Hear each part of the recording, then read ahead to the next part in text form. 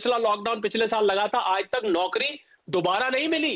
और इसमें बहुत सारे लोग ऐसे जिनको नौकरी मिली भी, तो समझ लीजिए कि वो राउंड का था और वो स्क्वायर में काम कर रहा है, मतलब वो कारपेंटर था, बिजली का काम कर रहा है, उनको वो नौकरी नहीं मिली। ठीक है, जिस नौकरी के पीछे उन्होंने अपना यही आंकड़े अपने आप में काफी बताने के लिए कि क्या यहाँ पर किस तरह से लोगों पर दोहरी मार पड़ रही है। लेकिन जल्दी से एक खबर दिखाना चाहता हूं मैं।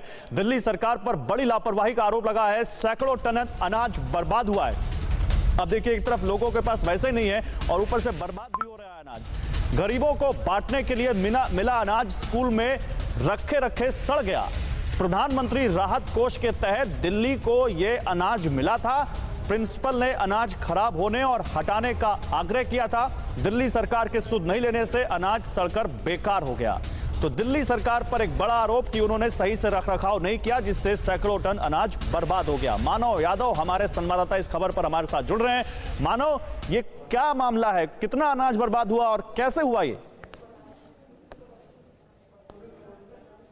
गौरव, देखिए कि कहा जाता है कि महंगाई डायन खाई जाती है और जब महंगाई डायन से कुछ बच जाता है तो उसको सिस्टम खा जाता है। और कुछ ऐसी तस्वीर हम आपको दिखाएंगे। ये वसंत कुंज का इलाका है, एमसीडी का स्कूल है और प्रधानमंत्री गरीब कल्याण अन्न योजना के तहत पिछले साल जब देश भर में लॉकडाउन की घोषणा हुई थी तो 80 करोड़ परिवारों को ये अनाज दिया जाना था और उसी योजना के तहत ये अनाज दिल्ली के तमाम ऐसे 400 से ज्यादा सेंटर्स पर पहुंचा था। एक ये सेंटर वसंत कुंज का है। अब यहाँ पर हालात ये है कि बीते एक साल से अनाज यहाँ पर पड़ा हुआ है और ये तस्वीर आप देखेंगे तो दर्शक और आप गौरव समझ पाएंगे कि हालत क्या है। कीड़े पड़ चुके हैं, बदबू आ रही है, अनाज सड़ रहा है और यहाँ पर गेहूं है और चावल है। करीब 500 क्विंटल गेहूं और बोरी की यहाँ पर जो स्टॉक है वो रखा हुआ है। पूरी दिल्ली में करीब 650 टन ऐसा अनाज है जो पड़ा हुआ है, जहां पर ये अनाज उठाया भी जा चुका है, लेकिन ज्यादातर हालात ऐसे हैं। तो इसमें बड़ी जानकारी ये है कि मनोज मेहलावत हमारे साथ हैं। देखिए गौरव, जब सेंटर्स बनाए गए थे तो राशन की दुकान पर राशन दिया जा रहा था, बाकी लोगों को अतिरिक्त राशन देना था। तो रखरखाव की जिम्मेदारी तो क्योंकि एमसीडी के स्कूल में है तो केयर टेकर प्रिंसिपल होते हैं। लेकिन सरकार के पास अब 6 अप्रैल को एक आदेश आया जिसमें यह कहा गया कि जितने भी ऐसे गोदामों में ऐसा माल पड़ा हुआ है, अनाज पड़ा हुआ है, उसको समय रहते आप उठा लीजिए जिससे कि वो खराब ना हो। लेकिन ये उठाया नहीं गया और अब ये सड़ चुका है। दिल्ली सरकार से जब हम बात करते हैं तो हम सुबह से लगातार संपर्क करने की कोशिश कर रहे हैं, कोई हमारा फोन नहीं उठा रहा। तो उसमें ये जो सूत्र है वो ये कह रहे हैं कि ये अनाज जो आया था वो खराब क्वालिटी का था, इसलिए हमने इसे बांटा नहीं। तो दोनों तरफ से अपने अपने पक्ष है। मनोज मेहलावत हमारे साथ हैं, पार्षद है यहाँ पर मौजूदा। क्या स्थिति है? हम देख रहे हैं कि करीब 500 क्विंटल गेहूं और अनाज चावल यहाँ पर सड़ रहा है।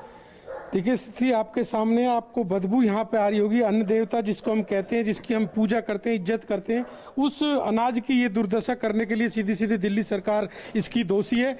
और आपके माध्यम से और मैं जनता से अपील करूंगा, इस अन्न के जिसने हर चीज की राजनीति अपनी जगह, लेकिन अन्न देवता का जो अपमान जिसने किया है, जिसने इसको सड़ाने पर मजबूर किया है, उसकी जिम्मेदारी तय हो, उसको सजा मिले। आप पार्षद हैं, क्या आपने संपर्क करने की कोशिश की कि अनाज यहाँ पर खराब हो रहा है? मान लीजिए सरकार फेल हो गई, सिस्टम फेल हो गया, कम्युनिकेशन गैप हो गया, अनाज नहीं यहाँ से उठ पाया, तो आपने कोशिश करी कि अनाज यहाँ से उठ जाए? जी, लगातार हम अपने प्रयास से जो भी हम कर पाए कि ये अनाज यहाँ सड़ रहा है। लगातार हमारे यहाँ के जो स्टाफ है वो हमें बता रहे थे कि जी यहाँ पर स्मेल आ रही है, यहाँ पर हो रहा है, हम खोल नहीं सकते क्योंकि सामान हमारा नहीं है, तो हम भी इसको नहीं बांट सकते थे, किसी को वो गलत होता।